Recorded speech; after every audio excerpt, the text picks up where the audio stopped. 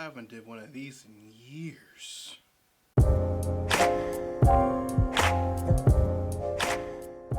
Heads up, readers, this Readus Relives contains spoilers for Spider-Man Far From Home. So if you haven't clicked away from this video yet, that tells me one of three things. 1, you've already seen Far From Home. 2, you haven't seen Far From Home, but you don't care about spoilers. And 3, I don't know, you believe in witches or something. But yes, readers, there are a lot of things that I wanted to talk about and expand upon in my review of Spider-Man Far From Home that I just couldn't. But now we're here. So first of all, let's just get that out of the way. I should have expected that the elementals were holograms. I really should have put 2 and 2 together the moment that I found out that Mysterio was in this bitch. And I know that a lot of people called it, and I would usually be one of those people.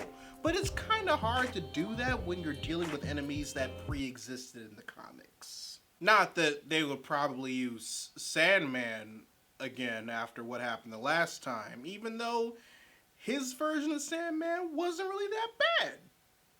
Like, the most that I figured was going to happen was that Mysterio and the Elementals were working together and that they were putting on a show. I didn't know that it was going to be him and a bunch of other people mad at Tony Stark.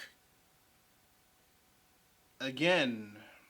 Like, that's the one thing I noticed about Homecoming and Far From Home. Between Vulture and Mysterio, Spidey's Rogues Gallery only exists because of Tony Stark. Albeit, Vulture's reasoning is less selfish and more impactful in my opinion, which is why I feel that Homecoming still has a stronger narrative. Still, that Mysterio sequence, it was just.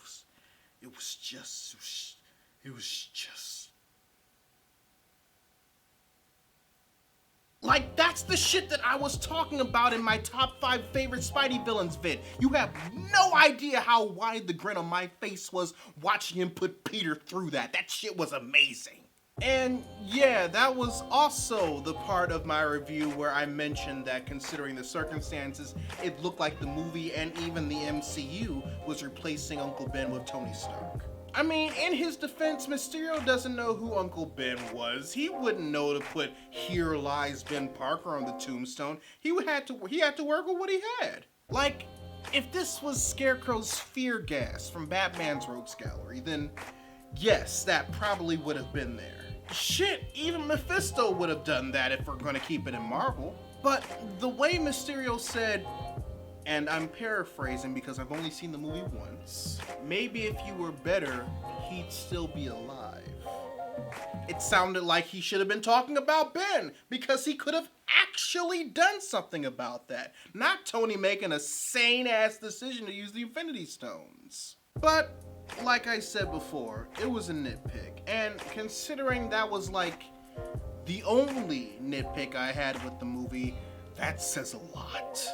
Now let's talk about the end credit scenes.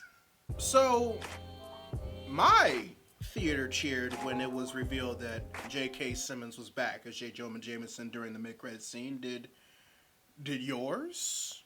I also found it very interesting that they're going the route of the PS4 game with the Daily Bugle by making it InfoWars adjacent. Especially considering that in the comics there are decent people working for the Bugle. Some who care about actual journalism. In regards to the whole Spider-Man is Peter Parker reveal, I'm both intrigued and in my feelings about it. I'm intrigued because it both opens up and eliminates a lot of possibilities for Peter in his next solo film, and even maybe the next event film? I'm also in my feelings about it because, come on dude, really? You going Dead Man Wonderland the motherfucker in his second movie? And you gotta expose his secret identity? Why is this always the route that people take when it comes to Spider-Man? Anyway, it turns out the reason why Nick Fury was so trusting of Mysterio was because it wasn't Nick Fury. It was the Skrull Talus from Captain Marvel impersonating Nick Fury, while he's out in space with the other Skrull refugees, building sword, I think?